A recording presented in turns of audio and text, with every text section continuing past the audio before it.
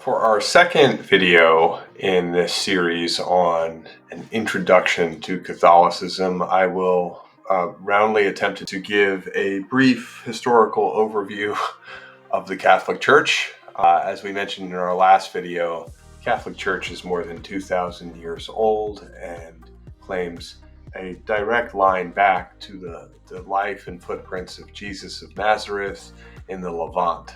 So there's a lot of history here, and it is quite complex. The chiefly defining historical factor of the Catholic Church, though, is its governing structure, and particularly the history of the papacy. The history of the Catholic Church is also really a history of the political governance and cultural development of Europe. I'm going to actually use the gospel here for a moment.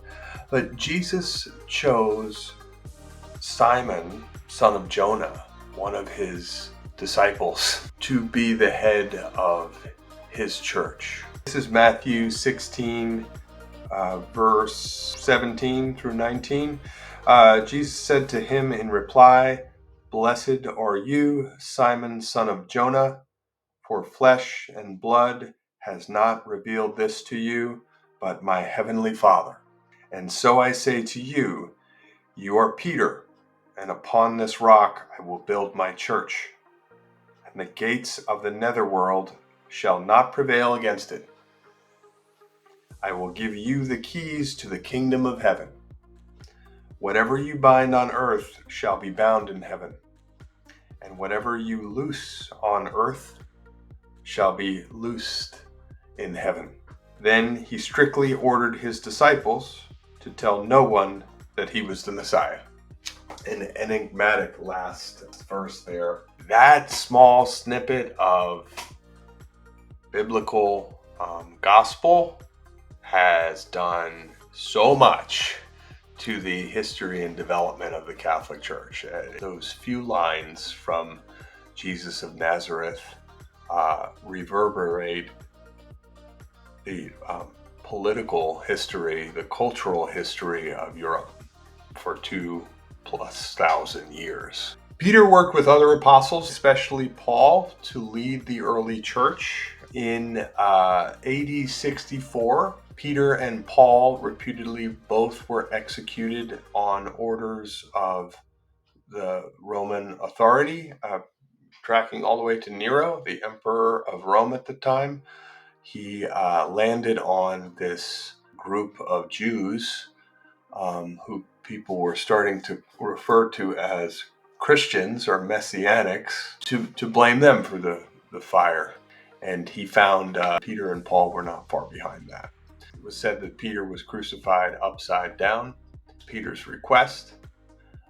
He felt not worthy to be crucified in the same manner as Jesus Christ. His body is buried on the spot where today stands the mother church of world Catholicism, St. Peter's Basilica.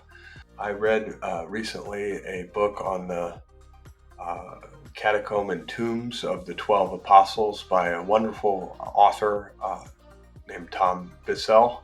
I recommend it highly. I'll link it or write it in the comments here. But anyway, he goes and visits Peter's supposed tomb. But in 1950, Pope Pius the 12th announced to the world that an archaeologist had indeed found evidence of Peter's burial underneath St. Peter's Basilica. But there's some back and forth on that. Anyway, in the late 2nd century, so this is about 125 years later, beyond Peter's execution, Peter, we have recorded, first began to be described as the Bishop of Rome and referred to as a Pope, which is from the Latin, ultimately, pater, and in its informal, papa. Another couple main historical things, realities, truly color the history of the Catholic Church. The first one I want to call out is the destruction of the temple in Jerusalem.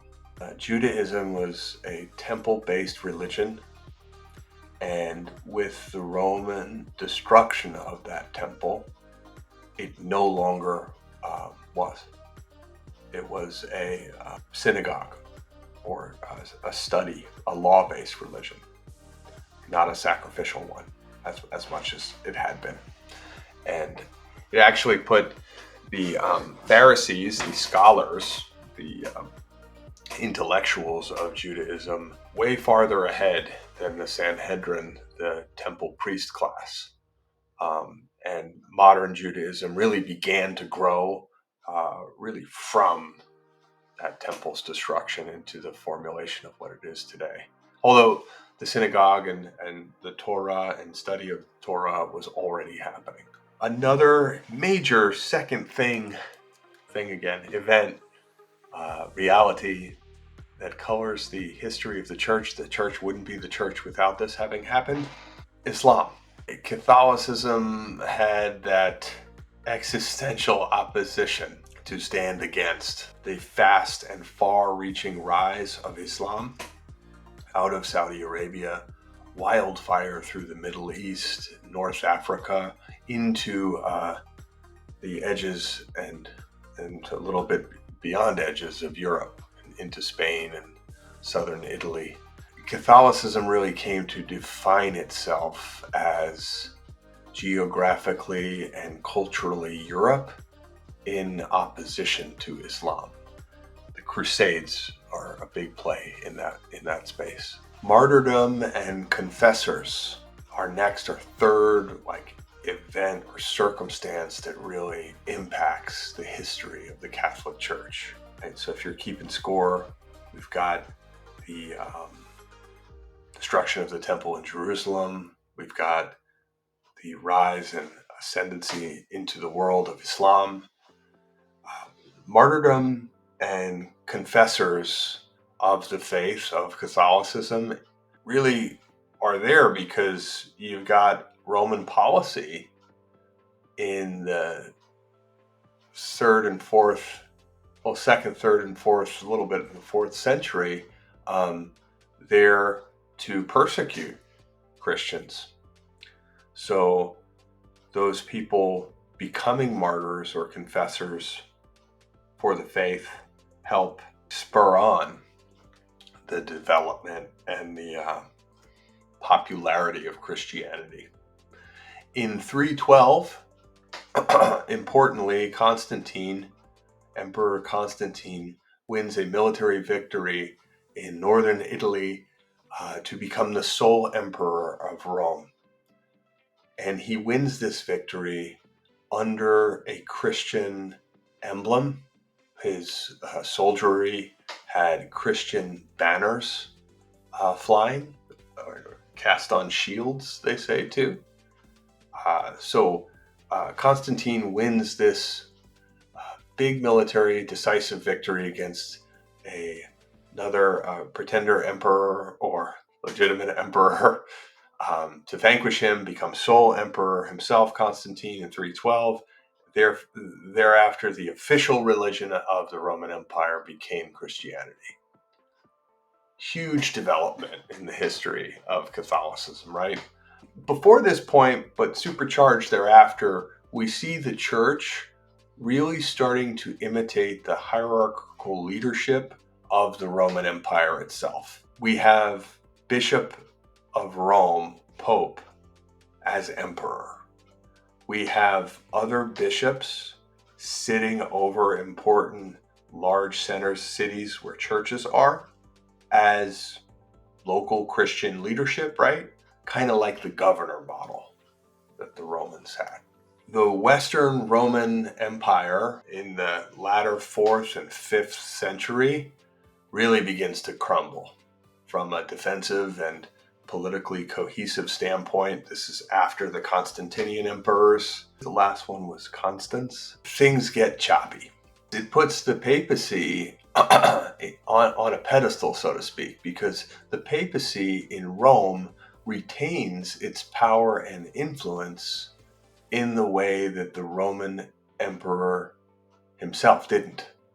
A hugely important pope in the history of the Catholic Church is Pope Gregory the Great.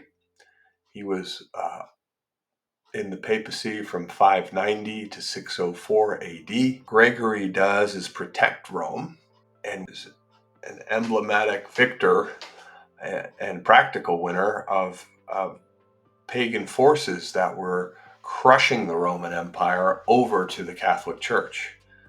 So Gregory truly lays the basis for Christianity being woven into a new civilization, governing structure that barbarians or non-Romans in the Western European landscape were building.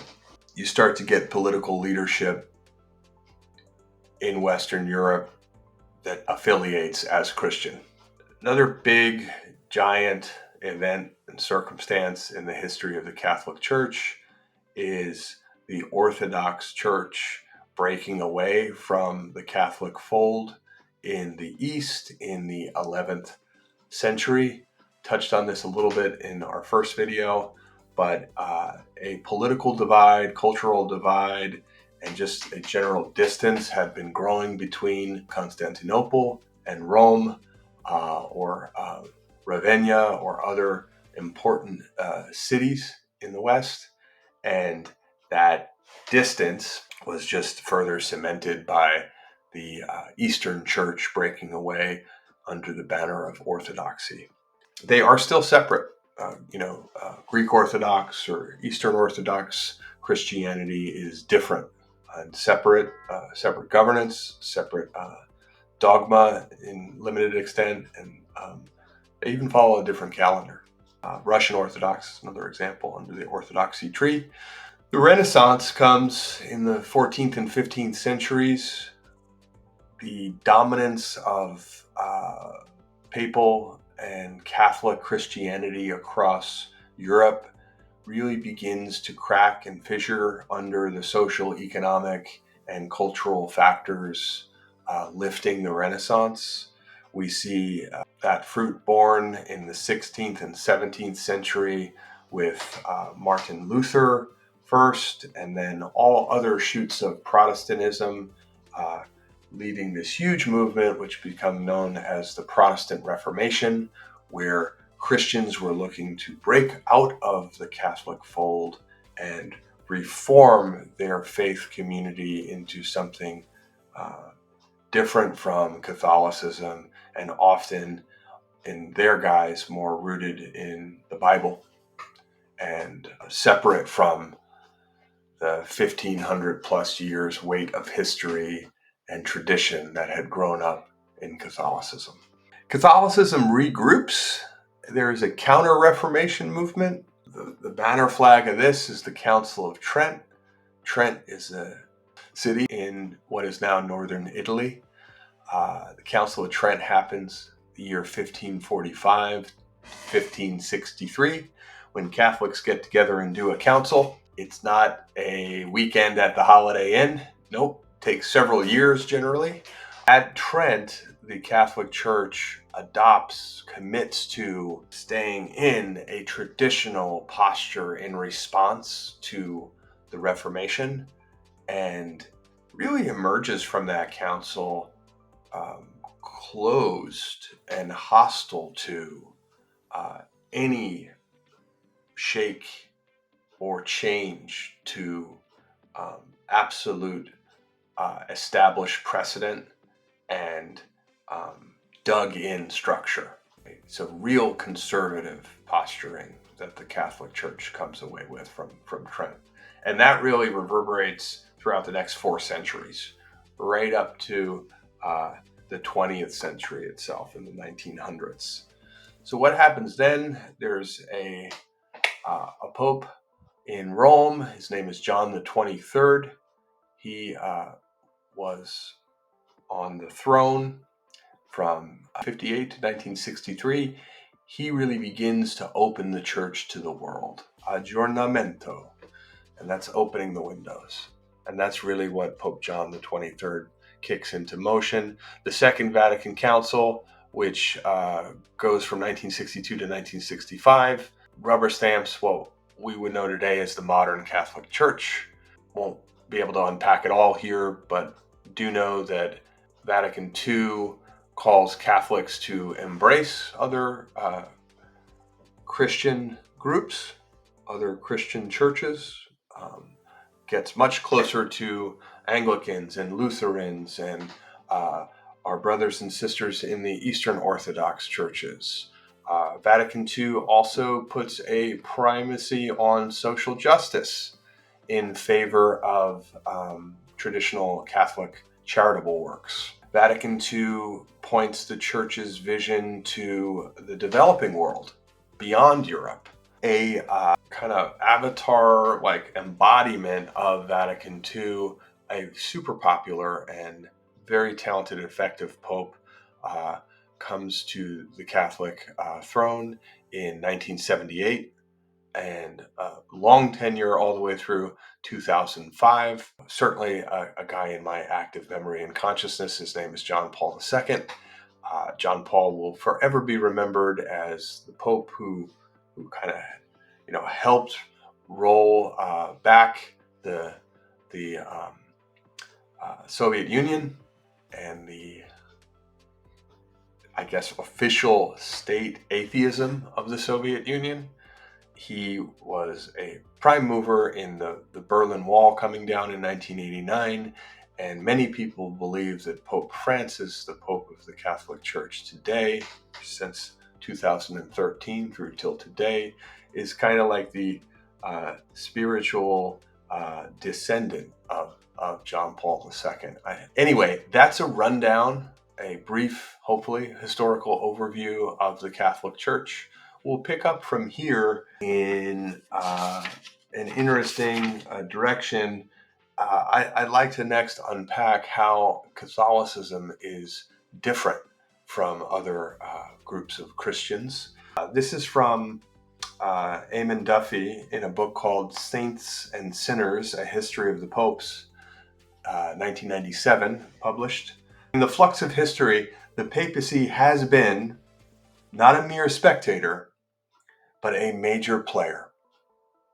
As the Roman Empire collapsed, the popes set themselves to shape the destiny of the West. What we'll come to see is that a direct line from Peter through Pope Francis here today, unbroken, bishops of Rome, is extremely important to Catholic, not only history, but identity. All right, thank you. We'll see you next time.